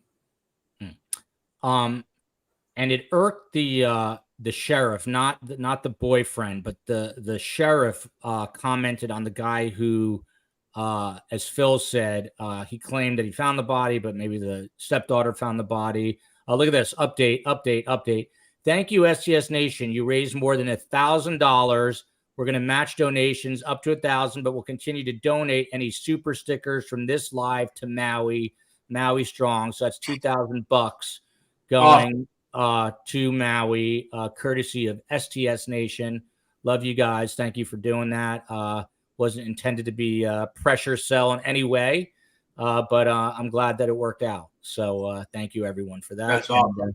Yeah. So did that for Uncle Phil, Catherine Regier, and all the people in Maui who are struggling. Fil Waters, the sheriff, speaking about the guy who's the search and rescue worker who allegedly found the body, but the stepdaughter found the body.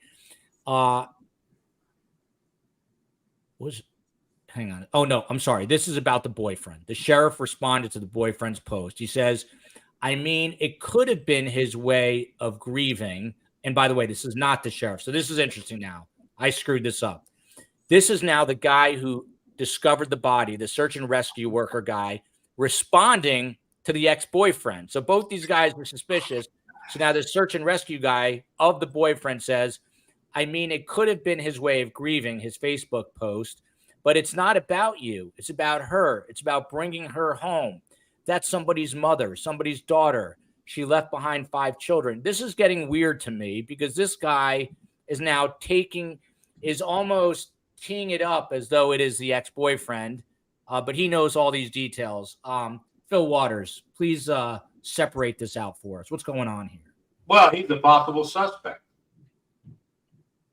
You know what? I mean, he's a possible suspect.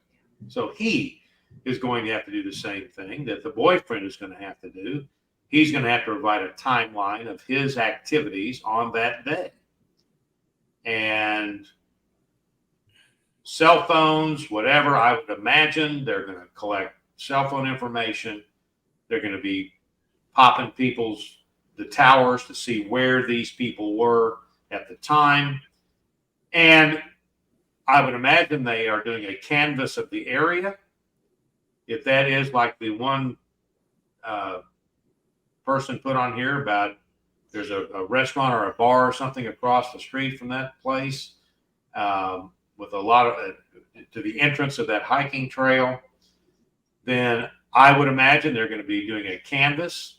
Let's see if she was seen entering the trail. And if she was she with anyone? If she wasn't, what was the time that she was there? And then start doing a canvass of that area to see if they've got any video. So do we have any video in that area on that site? And if we can get an idea of when she walked in, who she was with, if she was with anybody else. And because we need to verify, the detectives need to verify whether she, in fact, went down there to the hiking trail at 6 o'clock. So I don't know that maybe it's out there, but I have not read where I've not read where that information came from, that she went hiking at 6 o'clock. Is that coming from the boyfriend? So there is the possibility that whoever did what they did to her, she never made it to the hiking trail. She never made it to the entrance of where she would go to hike. She was killed in one location, and then she was taken to where she was found, which is off of the hiking trail, which gives whoever did it the picture that, oh yeah, she was hiking. And but somebody walked up on her and boom, she's now over here with her head beat in, if that's what in fact happened. So I'm a nobody, know nothing, but it seems like from the way it was described, and maybe it's described the wrong way because we're hearing from this guy, but it seems like so bloody and so messy. It seems like it would be tough to move the body almost. But again, I know nothing. This is interesting to me. Scott Duffy from GG. Jealous woman, maybe some ex of the boyfriend, and then followed by this comment where it gets even more curious. The stepdad taking the blame for the stepdaughter. Scott Duffy, what about a female perpetrator? I don't know, victimology and the way this was carried out, would a female use a rock to bash in another woman's head potentially? Oh, I don't know the answer to that question. It's possible. It's if in fact, so Phil alluded to something before, which is probably what we don't know. Was there a rock found with blood on it, or is that just yet another piece of a story that wasn't corroborated? But yeah, is it possible? Sure, it's possible, and but we're looking at more possible than not. I don't know anything with regards to her relationship. Was it on the outs? Was it? And if it was on the outs, I'm kind of confused as if they're breaking up. Why is he still a part of her everyday life and knows that she went out for a walk or whatever have you? So sure, I wouldn't rule it out, but let's at least rule out the inner circle first. And are there any women part of that inner circle? Remains to be seen. Well, let me say something. No, he's getting another Ferrari. Another Ferrari. Number 3. Ferrari number 3. Wow. Just 1 second. Excuse me. Can I call you right back? I got to get this show on. There was a counter offer. Okay, sorry about that. I got to get this show on real TV. It'd be imagine watching NBC and Fil Waters is like, hang on a sec, be the best show on television, bar none. Phil, when's this Ferrari? When is this Ferrari? So is this Ferrari going to go to Houston? Yeah, it'll be the Texas Ferrari. Yeah, but I probably shouldn't have even said anything about it. But I love it. But so we don't know what we don't know. We're all presuming this thing about the rock and all that stuff. We don't know. This is just what this knucklehead has come out and said. That's true. Phil, does your wife know you're getting a second Ferrari? Yeah, she had to approve it. Okay. I'm just curious. So, yeah, don't. Yeah. I didn't know if we had to talk lower for a few moments. No. This is not an independent act on my part.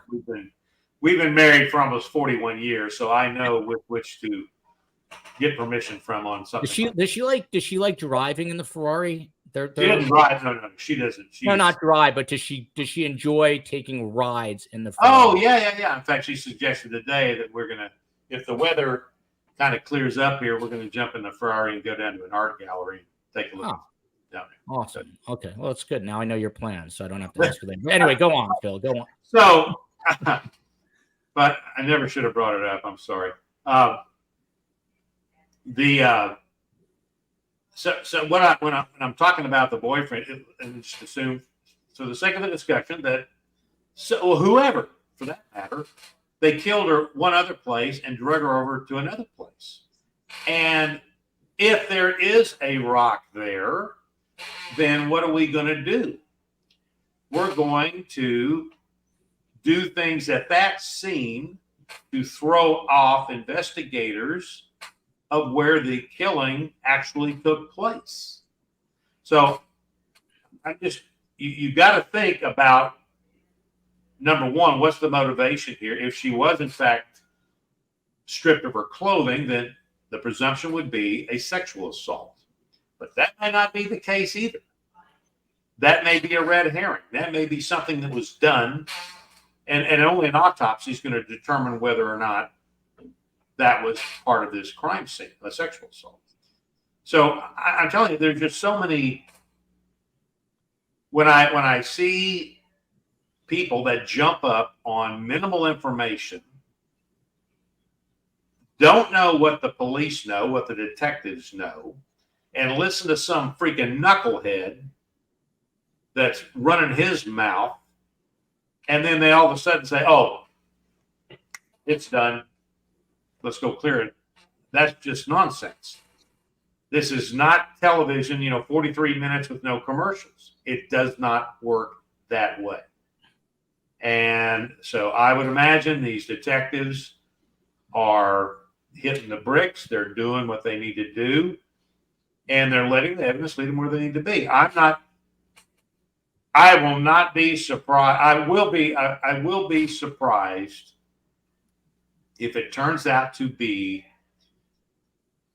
a random suspect in the sense that he had no relationship at all with her, with Rachel. That will surprise me. I think this is going to be somebody that knows her in some way, and it may be some superficial, I met you at the bar across the street or something else. But I will be surprised if it turns out to be some random suspect that was unknown to her prior to the killing, prior to the murder. This is particularly fascinating to me because you see these amazing investigative minds at work in real time, because unlike Kohberger and Huerman, where there's a lot of evidence, here there's really no evidence that we know of, the public. And you're listening to Fil and Scott talking about, because right away, me, who's a know nothing and knows nothing, I'd be throwing people under the bus. But you can tell Fil and Scott are very careful.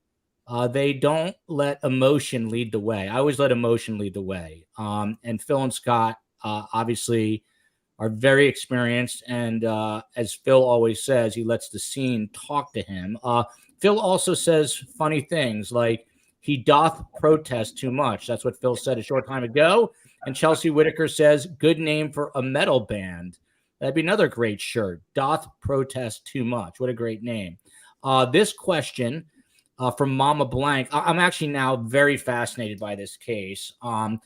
Do we know how long they were actually dating? I find it strange that someone who was only dating someone a few weeks would be calling that their boyfriend, girlfriend, didn't come home that night. From what I understand, they only started dating literally like earlier this month, and this month is only 11 days old. So that's also a little interesting. Olive Heatley pointing out that he's handsome, I believe the boyfriend. Oh, no, she's talking about Space Coast, because next comment is Space Coast is now Space Coast is a handsome guy. Let me tell you that. The apple doesn't fall far from the tree, and I married his sister. So that's telling you something right there. Okay. So we have a little, you're a little partial. You're a little partial here. I'm a little partial, yes. It's not just a man. It's just not a man crush. You're a little partial. Yes, okay. Yes. I have, I love Space Coast, but I have to be nice because his sister is my wife. So right. It leaves me no choice, but he's a great guy. So be nice to Space Coast. I have not read this comment, but I'm reading it now. Rachel Morin was very beautiful and fit, and that'd be enough to turn on a creep. Even less than that could turn on a creep. Creeps are out there. Scott Duffy, the sheriff came up, and we'll start to wind down in a moment's time. I blame Fil's Ferrari call on the length of the show, but we do not have a solid suspect. The sheriff says this, not knowing whether this was a targeted event specific to Rachel. We're going to say, yes, be aware and be thinking there could be somebody out there, and this is a random event. So he's warning the public. Is that a smart move to warn the public? We don't really know exactly what's happening right now. So if you're going to go hiking or go for a walk, make sure you've got your eyes up on the back of your head. Is that a smart move to let the public know that? Absolutely. You have a public trail here, so you have possibly, more probably, plenty of single females out there, not single, but walking alone and thinking they're just out for a run or whatever have you. So you have law enforcement until they feel comfortable in knowing who their suspect is to also keep out a word of caution that, hey, if you're thinking of running out alone, perhaps you should have someone with you, or stay away for the time being until we get better grip of this. So absolutely a good word of caution to anybody entering that trail or the area of the park. This comment's interesting. This case is somehow reminding me of Chandra Levy and the other woman found along that trail. That was years ago. What was that congressman's name? That congressman, and they thought he committed the crime. Happened in D.C. Kind of messed him up. Yeah, he had nothing to do with it. He had nothing to do. He was carrying on an affair with her. With her? Yeah, right? He was having an affair with her? Yeah. Man, imagine being a congressman, you're having an affair, and then that woman ends up dead. That was a huge story back in the 90s, I want to say. That was crazy. Fil Waters, the mother on Facebook, she says, it has only been 4 days since we received the horrific news. I ask that as mothers, fathers, brothers, and sisters that you would please have compassion on us and allow us this. If you've experienced the loss of a dear loved one, then you know how hard it can be to express the pain that you feel in your heart. When it's sudden and tragic, your mind looks for ways to cope. As a mom, I appreciate the outpouring of love and support from family, friends, and the worldwide community that grieves with me for my young daughter. Obviously, she is suffering right now. Fil Waters, who committed this crime? I don't know. Thought you were going to say that. Let the evidence lead where I need to be. So we'll get it sorted out as it goes along, and as the sheriff there and decides to release certain information and so forth and so on. My take is the next time we will hear any kind of a major press conference is when they do have a suspect, when they do have somebody that they're looking at. And by the way, his name is Gary Condit. Oh, you're the man. You are the man. You're right. 100% right. Observation station, Phil. Joel, the guy who discovered her, is not a suspect. I don't think he's been ruled out, right, Phil? Well, I haven't seen anything where he's been ruled out. To make a declaration like that without any evidence, okay. But right now, and I don't know what they know, but I would say he's going to be looked at as he should be. Sometimes you get these people that they do something crazy and they get out there, and the guy in Colorado that killed his children and put them in a freaking oil tank and then murdered his wife. I think she was pregnant. That evildoer, for crying out loud. If you go back and watch any of those, any of him in front of that camera, oh my gosh. Yeah. And, that particular case, when I first saw him, I told my wife, I said, there's your suspect right there. There's the guy. That's the guy. You said that when you were watching the news. Yeah. That whole guy was that everything he did. Then they showed the body cameras of the deputies getting there and doing the walkthrough at his house. So these people that interject themselves like this, and there's all sorts of those examples. They get up there, they want to be the face of this thing, and they're the ones that are immersed in it totally. And so I don't, at this point, we don't know enough to rule anyone out at this point. Fil Waters, if you were the lead investigator on this case, and it happened, I guess, last Friday or Saturday night, today's Friday night,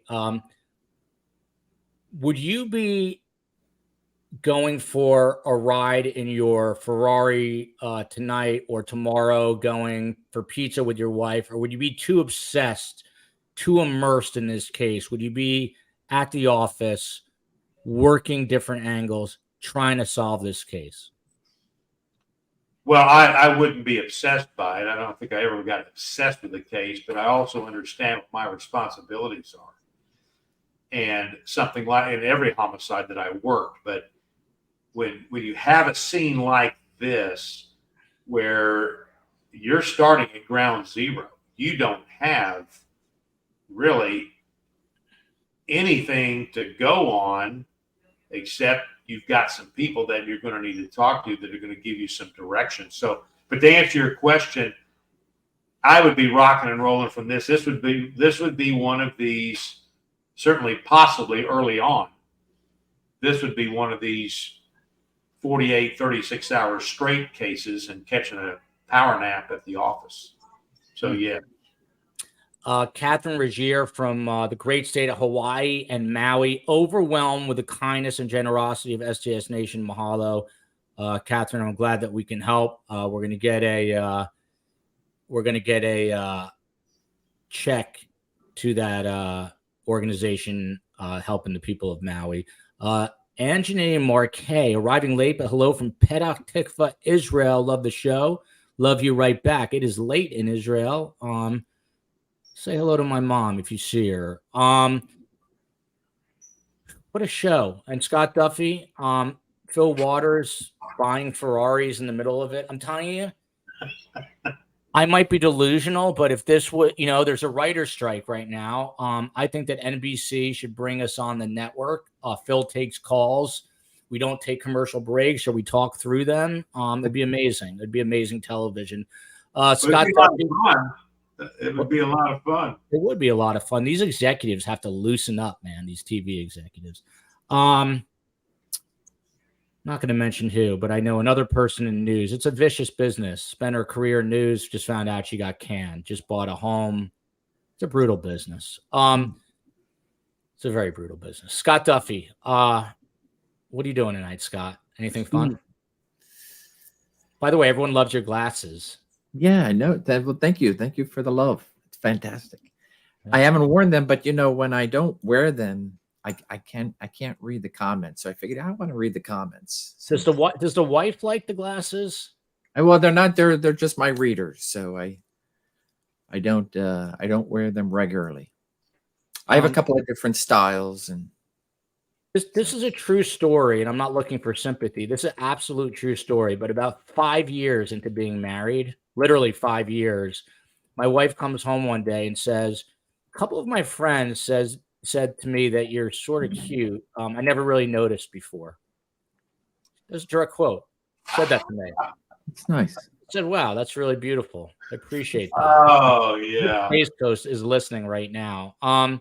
So my wife doesn't notice everything. I don't even know that she knows that I wear glasses now. But well, you know what? I've always you're wearing the Jiminy Glick shades there. So I do those for you, Phil. Huh? Those are for you. I love it. I mean, I'm telling you, that's one of the funniest. Gosh, those are so hilarious. I'm gonna wear flip flops like you, Phil. What's happening tonight? You're going for a ride? I thought it's Bible study. How are you going for a ride and then going to an art gallery? Well, what time is it? Well, it's only 1:00 here. Oh, you're right. I thought I was going to catch 5 here. Bible study's not till 5:30, so we have plenty of time. I thought I was catching the detective with inconsistencies, but lo and behold, I forgot about the time difference. Fil Waters, I'm glad that you're safe. I was thinking about you. Appreciate that. One last question. I can't let you guys go. Lucy Bell, while the extreme overkill suggests a perp knew her in some sense, are drug-fueled homicides such as meth, bath salts do they sometimes use similar rage overkill? Scott Duffy, what's your response? Especially I've had an experience with someone with bath salts, so things can make you do crazy things, but all that's on the table. But as I think I like Phil how he said, you start with the inner circle and rule them out, and then you keep broadening. So that to me, that would be on the outside of this, drug fueled homicide. Anything's possible, but I would put that on the outside. Mo Dean is our favorite troll, and he always has funny things to say. He loves to troll the show in a friendly, nice way. And he says, so she was dating some guy for a few weeks, which means she didn't choose some other guy to date who got upset over it and killed her. That is one way to look at it. We are going to stay on top of this case. As a matter of fact, Sunday night, we are doing the Lindsay Shiver case out of the Bahamas. It's an alleged murder for hire plot of a very wealthy guy. His wife, they have 3 children, allegedly tried to hire someone to kill him. They were in the process of getting a divorce. covering that Sunday night. We're doing it with Tim Jansen, who has an inside track. He's got sources on that story, believe it or not. And he's coming on with a private investigator, Monica Jordan. That's Sunday at 7 p.m. Eastern time. And then Monday, we are doing this case once again, Rachel Morin, and we're doing it with Nina Hobson, a former UK detective, and Dr. Shiloh from LA Not So Confidential. And we are getting one more person. Gigi McKelvey is all over this story. So it might be her. It might be someone else. But that's what's coming up on Sunday and Monday. Phil, any final thoughts, Phil? Well, my final thoughts are with my neighbors here over on Maui.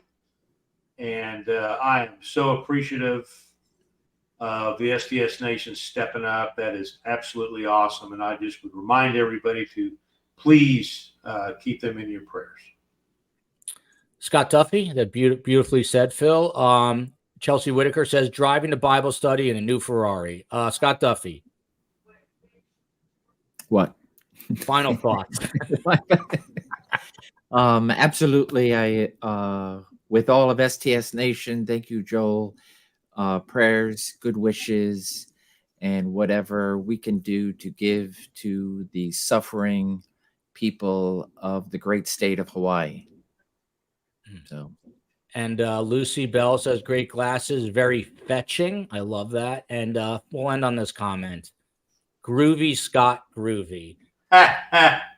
Love you, America. Love you, Delaware. Love you, Philadelphia, Pennsylvania, Maryland, and love you, Houston, and obviously Hawaii and Maui in particular. Thank you, STS Nation. See you Sunday, 7 p.m. Eastern. Aloha. Aloha. Mahalo.